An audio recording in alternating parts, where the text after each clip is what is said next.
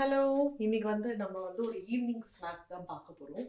Onion bajji செய்ய போறேன். So onion நான் ஸ்கின் எல்லாம் தோல் உரிச்சுட்டு, இந்த எண்ட்ஸ் எல்லாம் கட் பண்ணி வச்சிருக்கேன். இப்ப இது ரிங்ஸ் ரிங்ஸா போட்டுறணும்.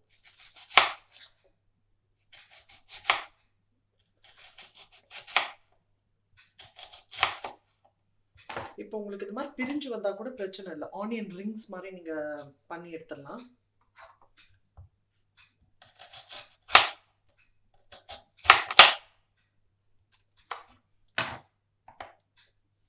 ஸோ பார்த்தீங்கன்னா, இந்த மாரி எடுத்துக்கணும் நம்ம பஜ்ஜிக்கு.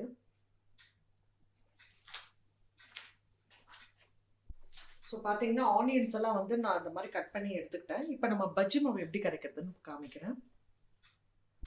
இப்போ பஜ்ஜி மாவுக்கு என்ன வேணும்னு பார்த்தீங்கன்னா, நான் ஒரு 1 கப்பு கடலை மாவு எடுத்திருக்கேன். ஒரு 1/2 கப் அரிசி மாவு. அப்புறம் இது கேரம் சீட்ஸ், அந்த ஓமம் சொல்லுவோம் பார்த்தீங்களா? அந்த ஓமம் கொஞ்சம் வச்சுருக்கேன். இது சில்லி பவுடர், தனியா கலக்காத சில்லி பவுடர். இது 1 டீஸ்பூன் ஆட் பண்ண போறேன். அப்புறம் இது பார்த்தீங்கன்னா soda. Soda 1/4 spoon teaspoon add பண்ண போறேன். அப்புறம் தண்ணி வேணும். கொஞ்சம் கொத்தமல்லி. இந்த பஜ்ஜி மாவோட பார்த்தீங்கன்னா, கொஞ்சம் ginger garlic paste, 1 teaspoon ginger garlic பேஸ்ட்டும் இதோட ஆட் பண்ணணும். வேணும். முதல்ல நம்ம இந்த கடலை மாவு சலிச்சு எடுத்துக்கலாம். கடலை மாவையும் அரிசி மாவையும் சலிச்சு எடுத்துக்கலாம்.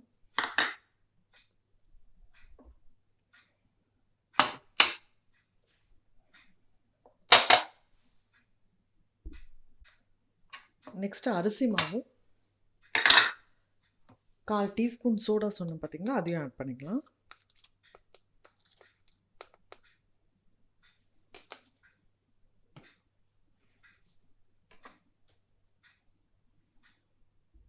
ஸோ இது கூட 1 டீஸ்பூன் சில்லி பவுடர்,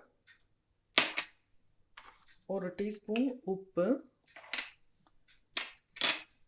கொஞ்சம் ஓமம், அப்புறம் கொஞ்சம் கொத்தமல்லி ஆட் பண்ணிக்கலாம். இதை தண்ணி ஊற்றி மிக்ஸ் பண்ணிக்கலாம்.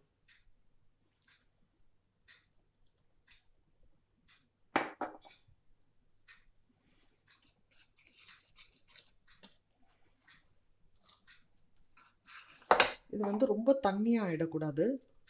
ஸோ கொஞ்சம் கொஞ்சமாக தண்ணி ஊற்றி கலக்குங்க.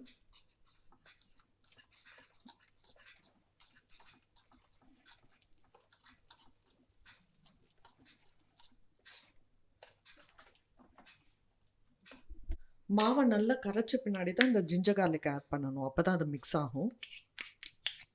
ஸோ இந்த 1 டீஸ்பூன் ஜிஞ்சர் கார்லிக் பேஸ்ட்டை இதோட ஆட் பண்ணிட்டேன். ஸோ இதை நல்லா மிக்ஸ் பண்ணிடலாம்.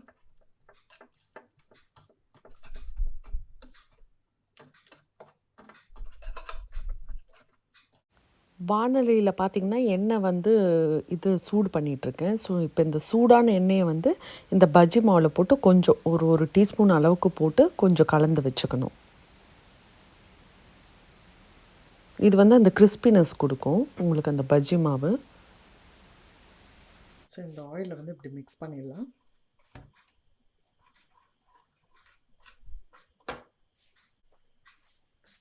ஸோ ஒவ்வொரு ஆனியனும் எடுத்து இதில் டிப் பண்ணி போட்டுடலாம். ஃபுல்லாக அந்த மாவு எடுத்துடணும் நீங்கள்.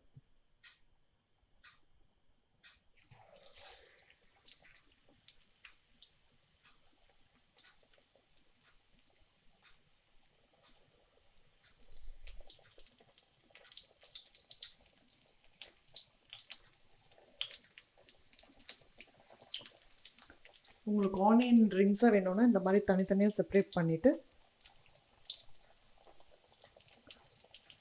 இந்த மாதிரி போட்டிங்கன்னா ஆனியன் ரிங்ஸ் ஆகிடும்.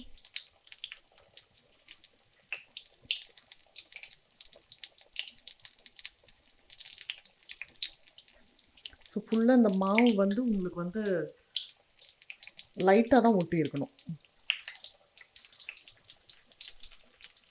ஒரு சைடு குக் ஆனோடனே நம்ம திருப்பி போட்டுடலாம்.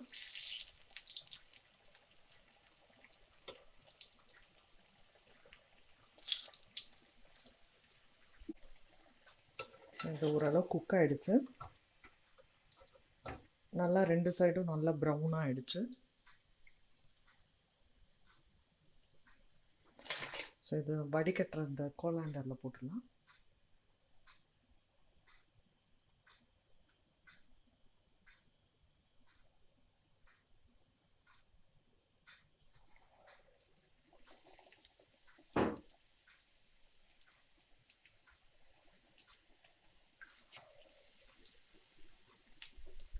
இந்த பஜ்ஜியோட சாப்பிட்றதுக்கு ஒரு குயிக்காக ஒரு சட்னி ஒன்று அரைக்க போகிறேன். இது வந்து பீச்சில் பண்ணுவாங்க. ரொம்ப டேஸ்டியாக இருக்கும் இந்த பஜ்ஜியோட சாப்பிடும்போது.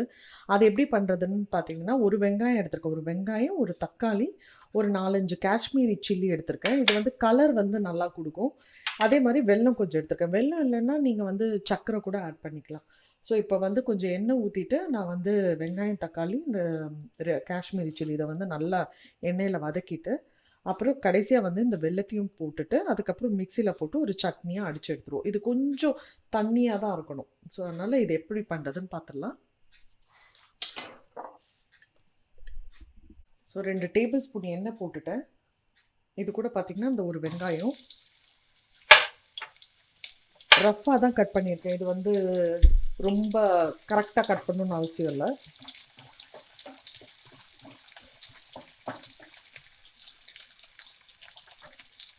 இது கூடவே இந்த காஷ்மீரி சில்லி, தக்காளி இது எல்லாமே ஒன்றா சேர்ந்து குக் ஆகணும்.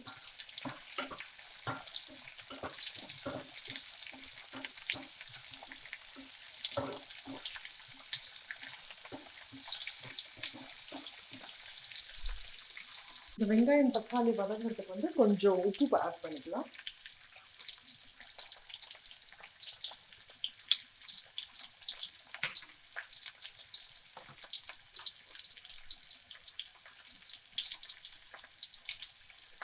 ஸோ இது நல்லா குக் ஆகிடுச்சு. இப்போ வந்து இந்த வெல்லம் ஒரே ஒரு இது மாத்திரம் போடல, ஒரு குட்டி பீஸ் மாத்திரம் போட்டிருக்கேன். நீங்கள் சுகர் ஆட் பண்ணுறதா இருந்தால் 1 டீஸ்பூன் ஆட் பண்ணலாம்.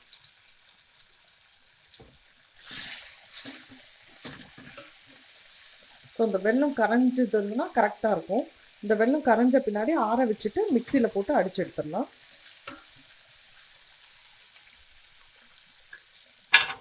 ஸோ வெல்லம் கரைஞ்சிடுச்சு, நான் ஆஃப் பண்ணிட போகிறேன்.